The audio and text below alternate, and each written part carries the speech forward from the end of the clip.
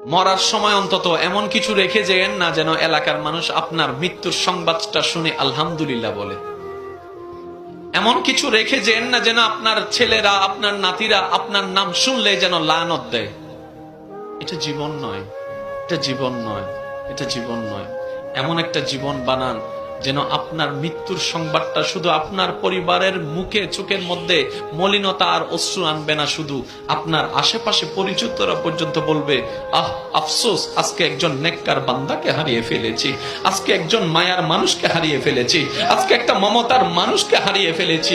যেভাবে সিদ্দিকে আকবরের দুনিয়া থেকে যাওয়ার পরে জগৎ কান্না করেছে, ফারুকে আজম যাওয়ার পরে জগৎ কান্না করেছে, ওসমান ও আলী যাওয়ার পরে জগৎ কান্না করেছে, ইমাম হোসেন কারবালায় শহীদ হওয়ার পরে 2005 সালে চট্টগ্রামের মানুষ পর্যন্ত কান্না করছে।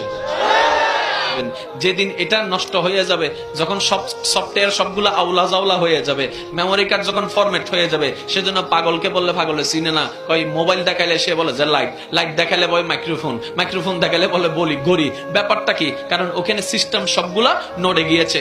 মনে রাখবেন ভাইয়েরা, জানাটা হয় এখানে,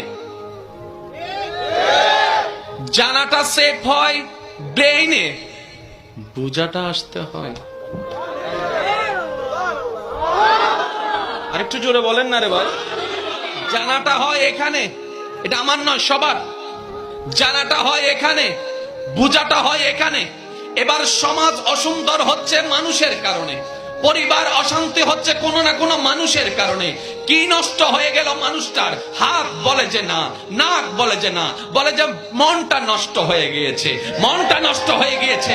এই মানুষটার মনটা যদি সুন্দর হয়, সবকিছু সুন্দর হয়।